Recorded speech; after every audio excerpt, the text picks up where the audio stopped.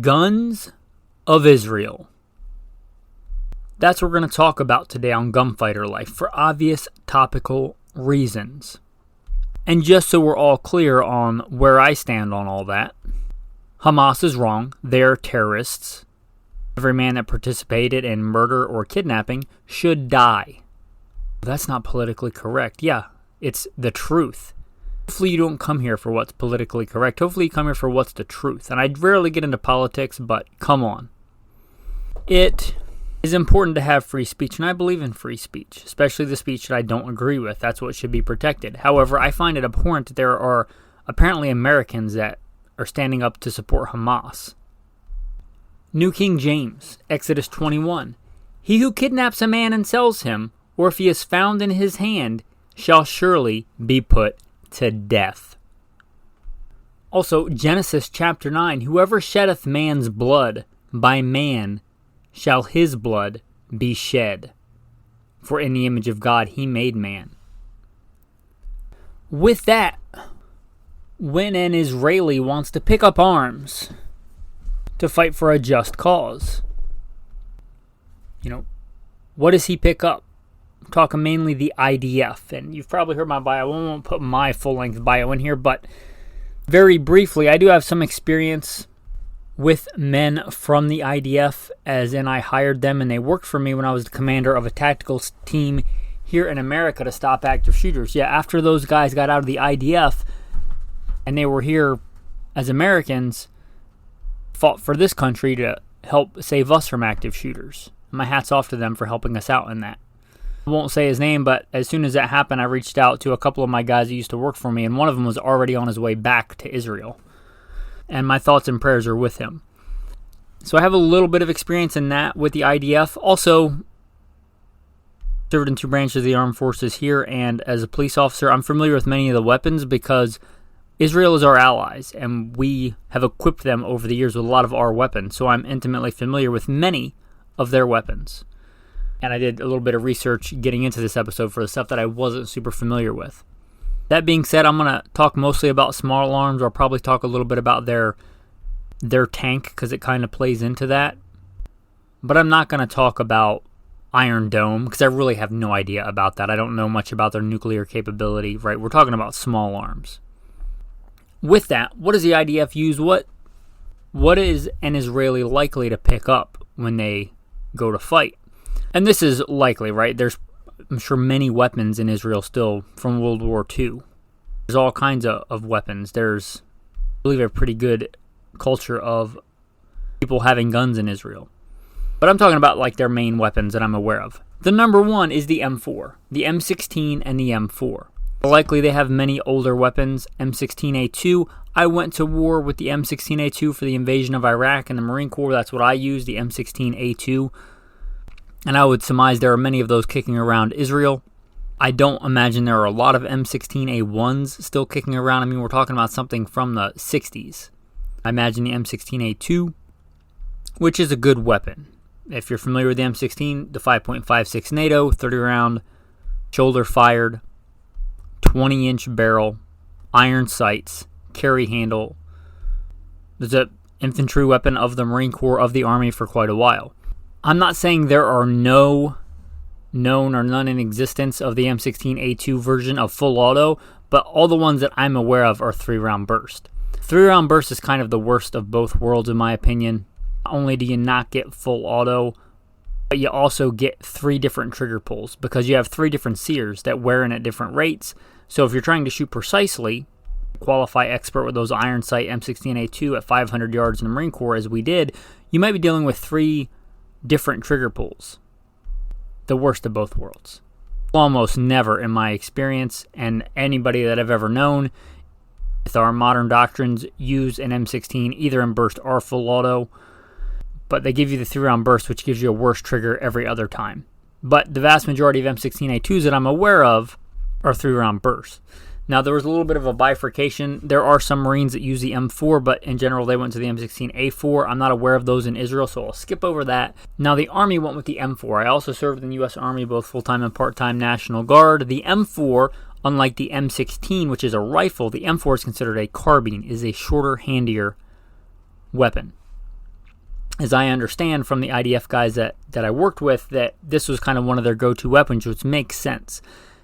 Israel's a pretty built-up country, at least a lot of the areas, especially if we're talking about the city built-up areas, which is where I believe a lot of the fighting is going on and has been for a long time. Talking about an urban environment, you're talking about CQB. That's kind of one of the big reasons I think the Army went to the M4. It makes a lot of sense for Israel to go to the M4. Much of the other attributes are the same: a 5.56 millimeter detachable 30-round box magazine as a standard Stanag magazine. Now you're cutting off 4 inches of the barrel, so you lose some velocity. Even though it's the same cartridge, when you cut off that barrel, to get into some ridiculous length, which does not apply here, you're losing velocity. So each round per round, is less effective, but you get a lighter hand to your weapon, so it's a trade-off. And the M4 comes in both, and I think they're pretty common in full auto. There are some, I believe, in 3-round bursts, but you get the option. Again, that's rarely used, but if I have to pick, I'd go with the full auto version. I do have experience with these weapons because they have I think the full auto mechanism is a better mechanism, an actual simpler mechanism than 3-round burst. You don't get the horrible trigger every other time, or a different trigger every time when it's in semi-auto.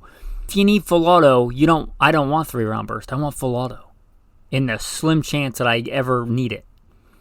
So that's the M4, and that's kind of the AR-15. You'll kind of hear jokingly, colloquially referred to in the tactical community as an M4gery, because most AR-15s are in that ballpark of the M4. They're usually 14.5 to 16 inch, very similarly configured to an M4. That's the most common. There you can do all kinds of like specialty, 24-inch bull barrel, more long range or precision type stuff. You can do all kinds of stuff with the AR-15. You can get a 458 SOCOM for taking out engine blocks or velociraptors or whatever you want. But in general, it's generally something similar or akin to an M4. So we call them an M4gery because they're not an actual M4. We believe Colt owns the name M4. Little side tangent here. I think it's important to remember that the AR-15 was first the AR-10, created by a civilian here in America for a hunting rifle as the AR-10, I believe for him and his wife. It was adopted by the military, made less powerful, not more powerful, despite what they paint that rifle as. It's an intermediate cartridge, high capacity, lightweight, and the M4 has kind of been for a while, at least except for the Marine Corps, kind of a lot of people's favorite. That kind of 16-inch, your government profile barrel, carbine length gas system. In the civilian, if you're looking, I would look at a mid-length. If you're going direct impingement, I like the mid-length better. And I don't prefer government profile because I'm not going to mount an M203 grenade launcher on it. And unless you are, the government profile doesn't make a lot of sense. But these M4s, for that reason, will have the government profile barrel. They'll generally have an A2 bird cage. Again, they'll either be 3-round burst, I believe, or full auto, and I don't know which one Israel actually has. And here's a big part of it. I don't know how old they are and how well they've been maintained. A big part of how well these weapons work, and I know this full hand because I had a catastrophic failure with my M16A2 during the war, meaning like not a tap rack bang, not a double feed, not a triple feed, not a bolt override, like something that could not be fixed in the field. Catastrophic failure. Thankfully, God got me through that in one piece. But I know firsthand that a large part of how good these weapons are is how well they're maintained. I'm not talking about the individual user maintaining them, because believe me, if there's one thing the Marines are good at, it's keeping their weapons clean. It's how well it's been maintained at, like, how new is the extractor? How new is this part? How new is that part? Because the one that I went to war with was so old it may have been more, well, let's just say it had a lot of silver showing through where it was supposed to be black. It had seen a lot by the time it even made it to war. It was frontline infantry. It's not like I was a support troop. That was our main job. But the takeaway from that for the Israeli weapons is I don't know how well they've been maintained. I don't know how good they are. I don't know how old they are. If the Israelis have a good armorer program to replace extractors and the gas rings and all the little things that AR-15 is not an AK-47, right? It needs a bit of upkeep. It needs a bit of, let's just say she can be a high maintenance girl.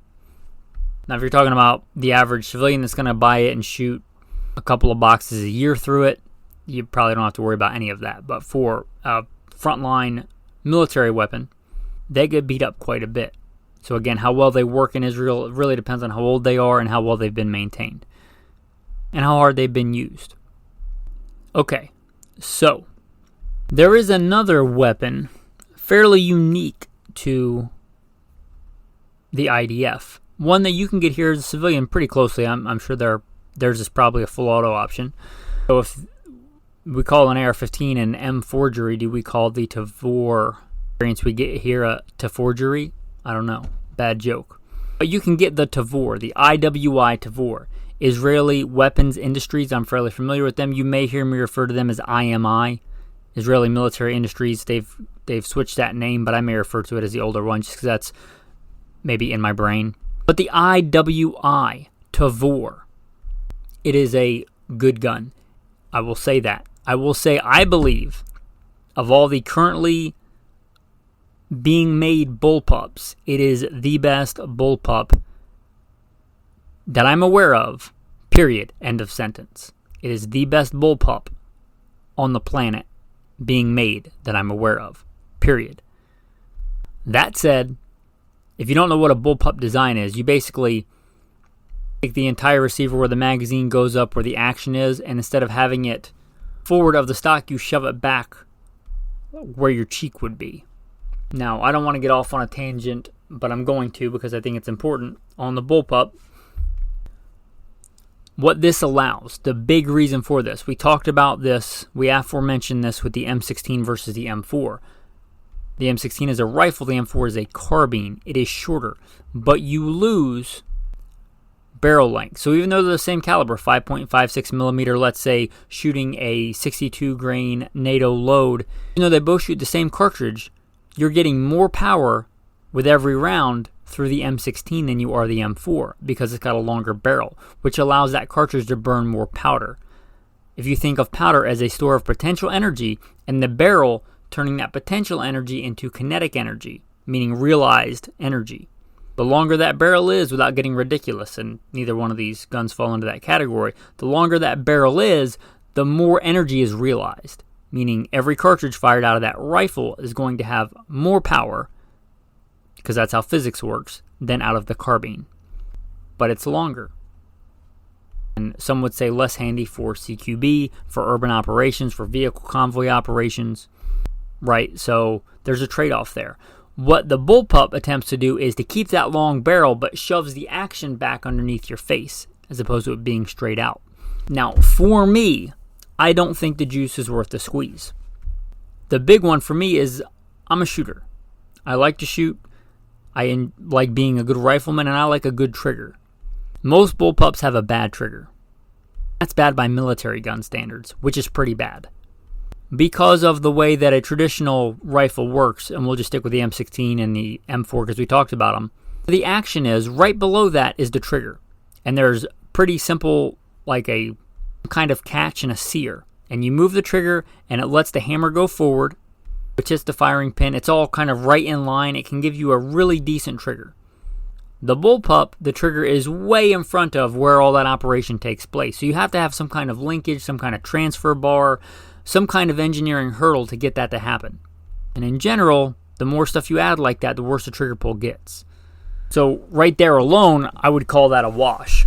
I get the longer barrel, I get more power for every pull of the trigger, but I get a worse trigger pull. So just by the nature of the way the bullpups have to kind of operate, and all the ones that I'm aware of, that trigger being so far away from the hammer and the firing pin, you get some issues there. Also, one of the reasons competition shooters and a lot of people really like the M4, M16 is the ergonomics. It's quick to reload. It's got good ergonomics where the safety is, where everything interacts. It's really good. It's kind of the standard. Well, and this is, I'm going to admit this is part of my bias because I grew up hunting and shooting what I would call regular weapons, traditional weapons. The bullpup seems very awkward to me, especially to reload compared to like an M4 and M16. Now, had I grown up in Israel and I had cut my teeth, I had grown up at 12 years old hunting with the Tavor. I don't know if they do that over there, but to compare apples to apples, I grew up hunting whatever desert quarry they have over there with the Tavor, and I had joined the military and operated a Tavor and then went into police work and operated a Tavor. Maybe I'd feel differently. Maybe I'd feel like the Tavor is the better weapon. It's a fine mate. Again, I think it's the best bullpup. But I don't think the bullpup thing is worth, the juice is worth the squeeze for that. And you see that because not that long ago, especially during the Cold War, you see a lot of countries kind of looking at this bullpup thing and going to a bullpup and then saying, maybe not. Like a lot of countries, well, countries, you might call them the same thing, I don't know. But a lot of countries looked at and flirted with and maybe even adopted or semi-adopted a bullpup and then dropped it like it was hot. Israel still does use the Tavor, and it's probably the best of the bullpups. That's just my opinion on bullpups, but so that you understand. With that, you can get that longer barrel, but in an overall shorter package. And again, in Israel, it's a lot of urban operations, vehicle convoy stuff, I have to imagine. I was an urban warfare instructor for the United States Marine Corps. I know what that entails. I can see the appeal of a bullpup in some of those situations. That being said, I wouldn't trade one. I wouldn't trade a good, new, well-upkept M4 for a Tavor. You may feel differently. It still shoots the same. It still shoots the 5.56. And you can get the Tavor as a civilian that comes in many different calibers. I think it even goes up to 308 and down to 9mm. But they still feed out of a Stanag magazine. They'll take the same magazine as an M16 or an M4. Take the same magazine, same cartridge. I'm honestly not sure what optic they run on the Tavor. They may run a Mako, which makes some really good optics. Kind of that tritium thing. Think of it kind of like our Trigicon. I've never been unimpressed with any of the Mako kind of optics. I believe the Tavor has backup iron sights. Also, one other thing I should mention about the Tavor that's I wouldn't take it over an M4 is that it might be small and compact, but it's heavy. Last I checked, the 5.56 Tavor, talking the 16-inch compared to the 16-inch M4, it weighed more. It weighed not only more than the M4, it weighs more than my Scar 17 in 308. To give you an idea of how heavy that thing is. Again, it weighs more than my Scar 17, the Scar Heavy. It weighs more than that in 308, and it's in 5.56. So, yeah. But again, of the bullpups, I think it's the best one. But they do have that I.W.I. Tavor. Moving up a little bit, the I.W.I. Negev. Now this is their light machine gun, and I'm not sure about their doctrine, but considering they're our allies, I assume they operate similarly in that they have fire teams, and then squads, and then platoons, and so on. For us in the Marine Corps, for every fire team, we would have a light machine gun. Now, again, I said I had to research this gun. I'm not familiar with the I.W.I. Negev. We use the SAW, or up until recently, both the Army and the Marine Corps used the SAW. I think for a good reason, the Marines got away from the SAW. This is a very similar philosophy. However, the SAW, in my opinion, is a horrible weapon. I think of the SAW like I think of communism. It's a good idea, it just doesn't work. Like in my experience, most of the military SAWs that I've seen, they just don't work. They're not reliable weapons. I'd rather have, and that's comparing them to an M4 and an M16, which are not the most reliable weapons. Even by those standards, the SAW, in my opinion, is not reliable, and it's a pig. It's a heavy gun. So again, it looks good like communism. It kind of might look good on paper, like, oh, everybody just shares and we live in this utopian society. But in reality, it's a horrible design that never works. That's kind of how I view our SAW, which I'm glad the Marine Corps got away from. That was long after I got out. That's fairly recently. But in my opinion, the SAW, not a good gun. The light machine gun concept is a good one. Just, it's a bad light machine gun. If the I.W.I. Negev actually works, and works well as a light machine gun, like a base of fire for your fire team, like for fire and maneuver operations, if it actually works, then awesome. If it actually works, and I don't think that there's anything wrong with the 5.56, which this is, right? Same cartridge we've talked about, the 5.56 NATO. I assume it uses the same belts and everything. NATO ammunition uses that same linked belt as the SAW. Just from looking at it, I can tell it runs a belt. I assume it runs the same belts. There's nothing wrong per se with a light machine gun 5.56 belt fed. Again, if it works and it's light enough and handy enough to be a base of fire and shoulder fired weapon, and it weighs 16.9 pounds. So it's not the heaviest gun out there, but it's also not an M4 or even a Tavor. And it says max effective range 1,200 meters / 1,300 yards. I should go back. The M16A2 has a max effective range of about 500 meters, and that's a point target, meaning a human-sized target. And the M4 is around 300 meters. And that's from memory, so hopefully I have all that right in my head. It does say it's a short-stroke gas piston, which is a pretty good operating system. Again, I'm not familiar with the I.D.F. I don't have one of the few smaller machine guns that I don't know that I've ever seen an I.D.F. in person. So just from what I can deduce, again, if it works, the philosophy is not a bad one. Just the one that I am familiar with, the SAW, in general, doesn't work very well. But that's the I.D.F. Now, in the military, I was mostly infantry. That's my main MOS in both branches was infantry 0351 assaultman, which is a specialized infantry in the Marine Corps that does not exist. And then 11 Bravo, since I was already infantry in the Marine Corps, that crossed over 11 Bravo infantry, but I also served in 1st Cav for a little bit. The M113 Bradley is one of our main light armored vehicles. We believe that they have the M113 Bradley. Now, if Wikipedia can be trusted, the M113 Bradley, it specifically lists the M113A2. I'm not super familiar with the sub-variants. I was not a Cav Scout. The M113, or Bradley you might hear it called, is an aluminum-hulled light armor personnel carrier. A lot of civilians would just look at this and think it's a tank.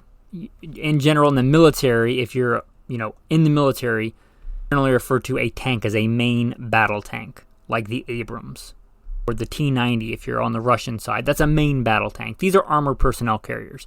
A lot of civilians, I think they look like a tank. You might think of it somewhere between a tank and an armored car, right? It's more than like an armored car you'd see going to get money from the bank. It's beefier than that, but I'm trying to give this in civilian terms that the average person will understand. But it's not a main battle tank, right? It doesn't have a giant main gun. It doesn't have nearly the armor. So it doesn't have the offensive or defensive capability of a main battle tank, but it is smaller. It's a troop transport. It can have many roles, but it's a armored personnel carrier. And I think you'll probably see these come up quite a bit. Now, I was familiar with these from the military. I had no idea how old they were. They're almost, I think they predate the M16 adoption. It says 1960 to present. 1960. That old warhorse is getting a little long in the tooth. But hey, we still use C-130s, so. Max speed is listed at 42 miles per hour. 6-cylinder diesel engine. And it lists the armament, and I know you can arm them with all kinds of different stuff, but it lists the main armament as the M2. Now, I thought about putting this in before this, but this is a good time to talk about the M2.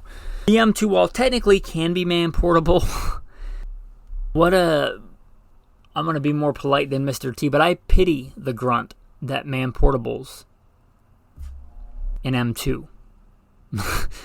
They technically are man-portable, meaning like if you break it up into pieces, like the tripod, the receiver, the barrel, it's technically man-portable. But in reality, it's not that man-portable. I'm going to put it here when we get into the vehicles and stuff. Now, the M2, you talk about a warhorse that's long in the tooth. This puts the M16 and the Bradley in a new light. It makes them look like spring chickens. Now, this says, Wikipedia says, to keep it apples to apples, in service 1933 to present. Doing damage since the Great Depression. Still in service. Not just with Israel. It's not like they get this old hand-me-down and we have some new race gun. We still use this. This is a main machine gun, heavy machine gun for the U.S. all branches, I believe, of the U.S. military. Not to mention many militaries around the world. The M2, and this goes back, the 1933, the M2 with the Ma Deuce, as you might hear it referred to as. I might put a picture of myself behind one of these in Iraq. Maybe I'll zoom in on the old M16A2. I'm not really sure. I don't want to give the impression, so I'm doing the caveat here that I've never served in the I.D.F. I served in the American military. But some of the guns are similar, so I may zoom in on one of the guns. I think I have a picture somewhere, one of the old analog photos of me behind a Ma Deuce with a sunset somewhere in the Middle East from back in the day. But this gun, the Ma Deuce, 50 caliber BMG, Browning machine gun. There's a reason it hasn't been replaced. It works. It works well. The 50 cal BMG, if you look at it, and I've heard it's basically just a big scaled up 30-06, which makes sense because the 30-06 was our main kind of cartridge, World War I, World War II. There's a scaled up version of that for armor, for anti-equipment, and the 50 cal is just, it's a heavy machine gun. It does a lot of damage. It is a lot of firepower.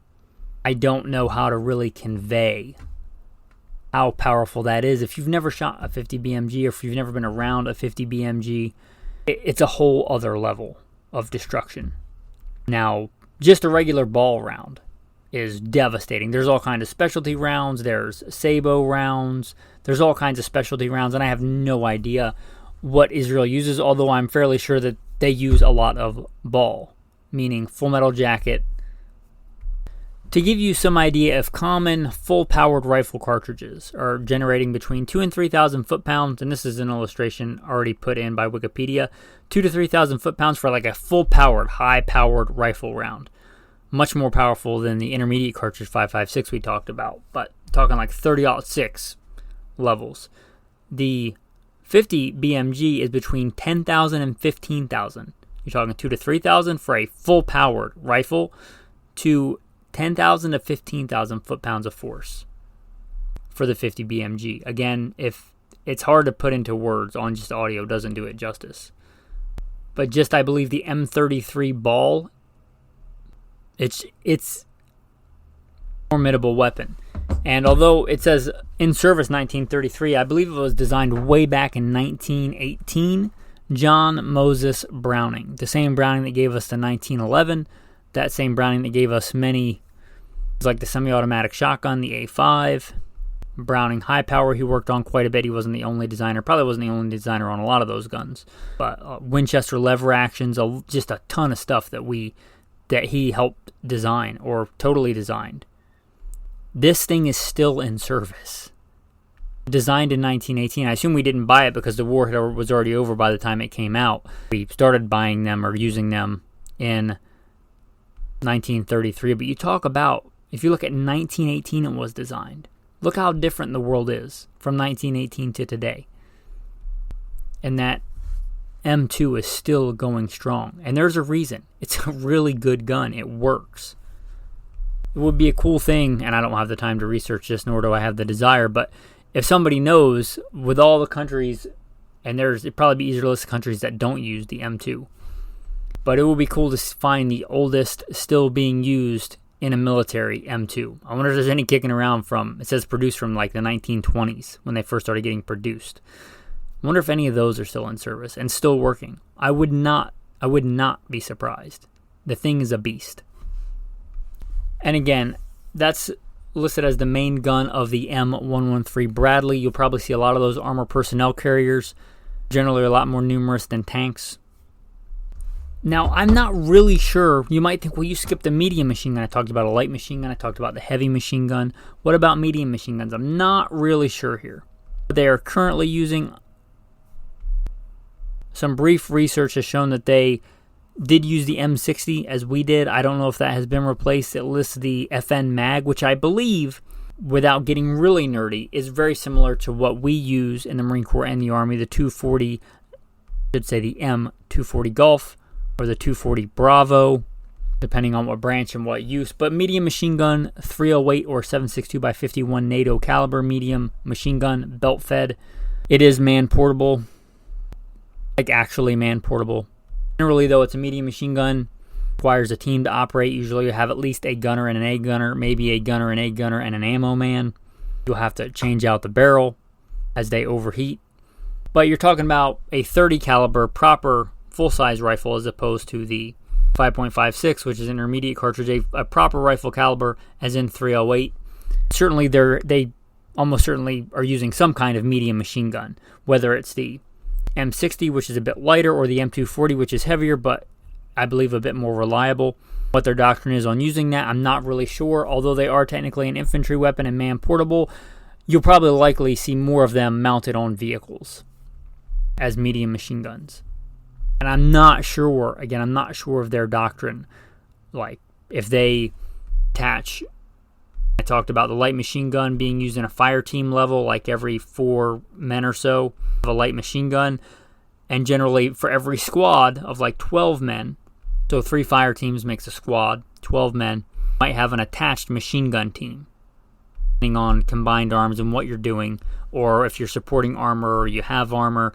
There's a lot that goes into that, but almost certainly it's going to be some kind of medium machine gun. It's almost certainly going to be a 7.62 by 51 millimeter NATO belt-fed platform. What exactly that is, I am not sure. Now, this is about as big as I'm going to get, but I'm going to briefly talk about the tank.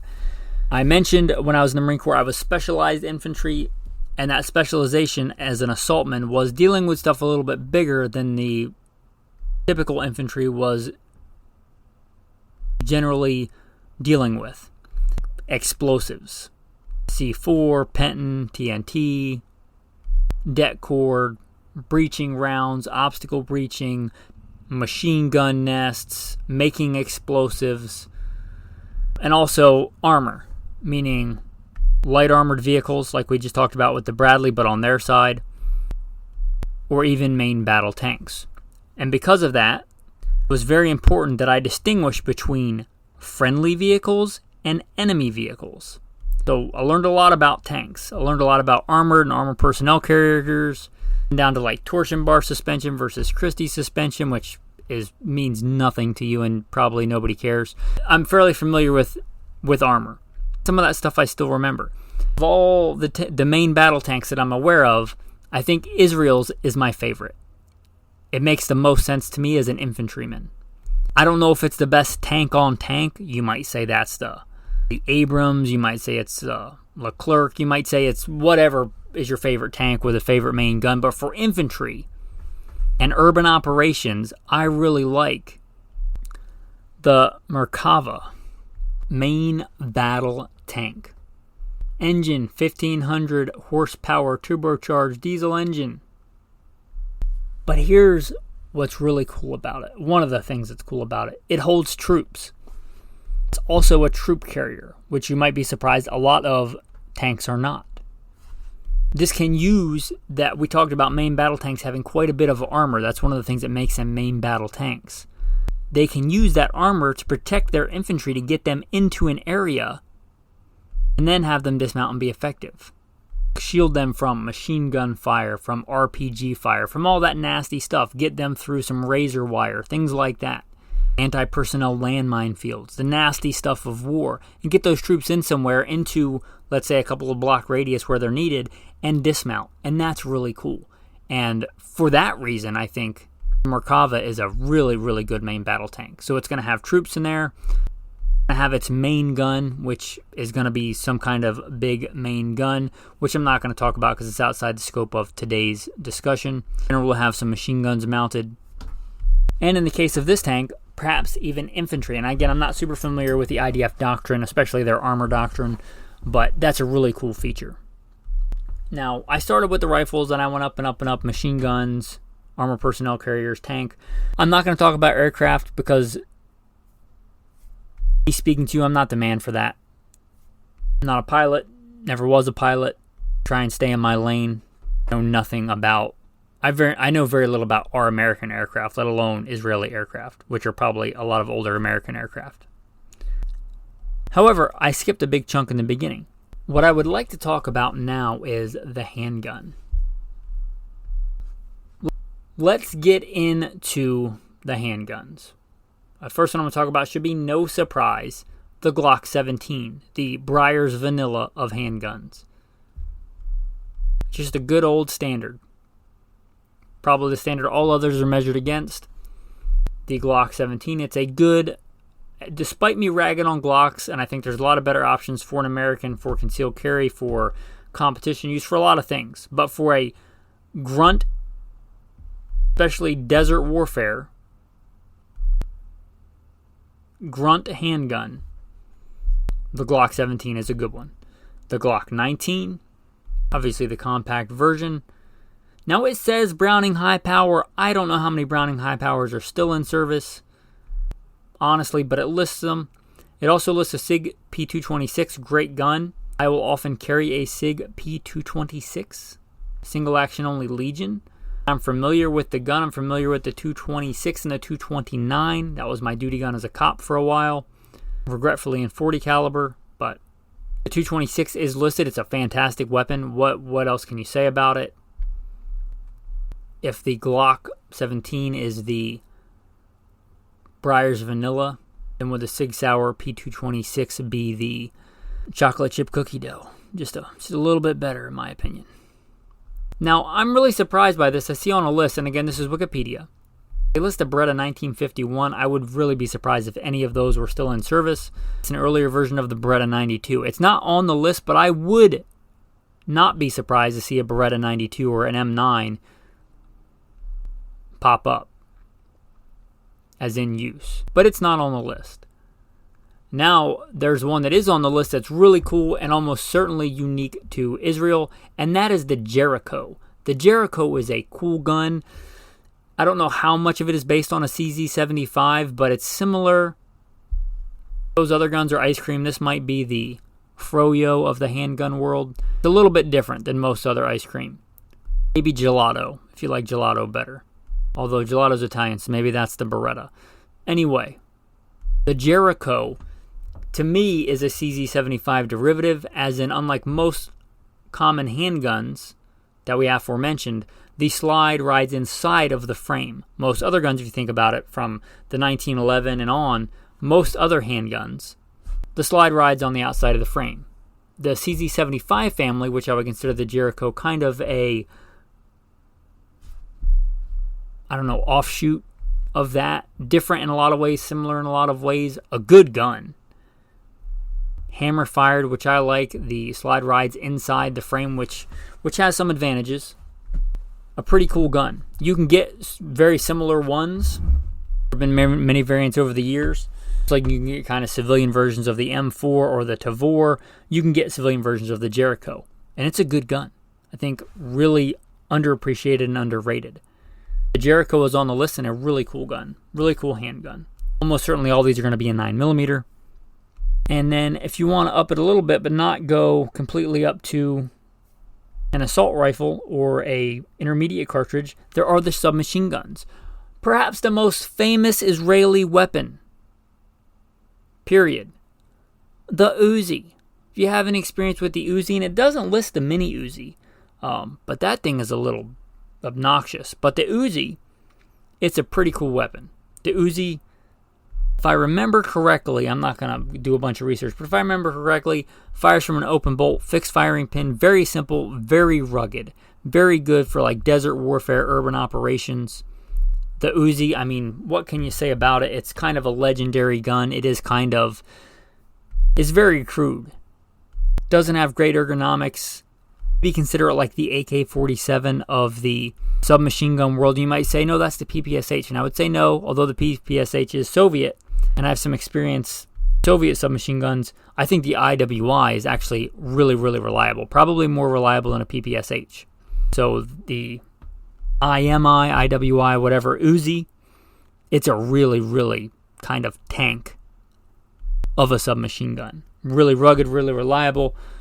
It's kind of one of those guns, at least to me, where I look at it, I'm like, is it really ugly? Is it really attractive? I don't know. It's kind of weird, but it's a cool gun. 9mm, I don't know if they still do, but I believe for a time they loaded their Uzi submachine gun ammo quite a bit hotter, but a really good urban operation gun. I did mention that there is a Tavor in 9mm. It lists a I.W.I X95 here, bullpup submachine gun. Again, I talked about the advantages, disadvantages of bullpups earlier. It also lists a MAC-10. Will be the last of those three that I would probably want, but it does list it. Now for some pretty cool specialty guns. Would you believe that a Ruger 1022 is on the list? Why, pray tell, would a Ruger 1022 be on the list of the I.D.F? I would submit to you for being sneaky. Also on the list, the M14. Now, since we still sometimes use the M14 as a designated marksman's rifle, I would not be surprised to see the M14 pop up still in use in Israel. If we still use it, they likely still use it too. I don't know the numbers to which they ever received the M14, but the fact that we still use them from time to time tells me that they may still use the M14. I also see the M24 sniper rifle. Now, just like you can get civilian versions of many of these guns, the civilian version of this is really, honestly, just a Remington 700 and 308. You might think there's some special sauce. From my experience, there isn't. What makes that sniper rifle really good is the sniper, not the rifle. Honestly, there are many bolt-action rifles on the market today that are better. I'm just going to go ahead and say it, better than that M24. It's not a bad weapon, but it's nothing remarkable. It's a bolt-action 308 Remington 700. Might have a little bit bigger barrel. They might do some things to them, but especially a lot of the older ones, a lot of new rifles coming out today are going to be more accurate and better in a lot of ways than that old thing is. Again, what makes a sniper really effective with that weapon is not the weapon, it's the sniper. I was not a sniper. I worked with snipers. I'm not going to pretend to be a sniper, but I'm telling you, there's no real special sauce about the M24 sniper rifle that makes it any better than many just off-the-shelf bolt-action hunting rifles, which is what that was adapted from. Just like the AR-15 was an adaptation of the AR-10, which was originally designed as a hunting rifle. The Winchester Model 70, which I still hunt with, and the Remington 700, which I also still have the hunt with, they were civilian hunting rifles first that were taken by the military and used. Really no special sauce there, but it's a good weapon. Obviously, it's a sniper rifle. I shouldn't have to explain what that's for. It also lists the SR-25. Now, the civilian version of this would be the AR-10. And there's a lot of different flavors of AR-10. And the AR-10 is not like the M4 or the AR-15 where it's a lot of standardized parts. There are many different variants. There are many different companies, and all the parts don't interchange. There's not like one standard, and I don't know what standard the SR-25 is. I don't really care. It's effectively an AR-10. A 308 beefed up version of the M4 or the M16. Ironically, was the original version it was offered in that they didn't want. Them meaning the military, of initially us U.S. Air Force, and then the rest of the military. But the SR-25, it shows designated marksman / sniper rifle. The big difference between this and the M24 is this is a semi-automatic, but it's still 308. And again, I'm not going to try and be an expert in things I'm not. I don't know about their sniper doctrine, their designated marksman doctrine. I never ever was a sniper. I have been a designated marksman in different roles, but I don't pretend to have any knowledge about how they use their snipers and their sniper program or their combined arms. I honestly don't know. But they have quite an array of sniper rifles listed, so that tells me that they must have a fairly healthy sniper program. There are some other guns on the list, but I think that probably wraps it up for today's already a long episode. Guns of Israel. Guns of the I.D.F. Now, I do have some people, again, that very blessed to have come work for me that I hired that were I.D.F. Perhaps I'll be able to get one of them on the show. They might be a little bit busy at the moment. Obviously, I probably should have thought about this a month ago before any of this happened and have one of them on the show, but I didn't think about it. I just was thinking about this with the current events and atrocities being committed against Israel by radical Islamic terrorists that are killing and kidnapping people and civilians who in turn need to be killed. And again, I don't apologize for saying that. Maybe I'll get one of the I.D.F. guys I know on the show. If you are listening in Israel, if you'd like to reach out to me, I would like to pray for you. I think we should all be praying for them right now. I mean, specifically, if you want to reach out to me, and anybody can, but specifically if you're listening from Israel, goodshepherdtraining.com, goodshepherdtraining.com. It's easy to remember. I'm not going to plug in a lot of the stuff I normally plug in to promote the show. Just if you want to contact me, goodshepherdtraining.com. I make this podcast so much about me. There's a lot going on in Israel right now. For the tactical verse of the day, we already mentioned two in the beginning. I'm just going to restate them here. Whoever sheddeth man's blood, by man shall his blood be shed. For in the image of God made he man.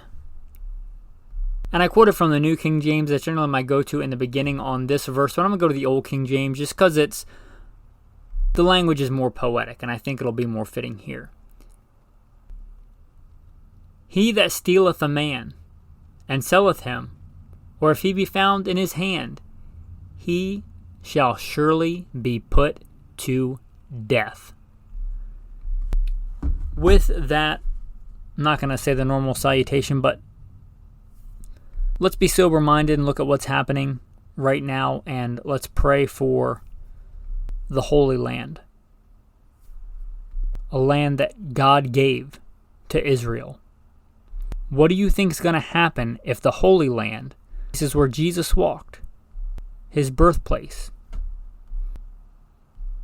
places like that are taken over by radical Islamic terrorists? What do you think that's going to mean for the future of both Jews and Christians in the Holy Land? Let us pray for Israel and the Jews and Christians in the Holy Land. And let us remember Leviticus 26. 5 of you shall chase 100, and 100 of you shall put 10,000 to flight. Your enemies shall fall by the sword before you.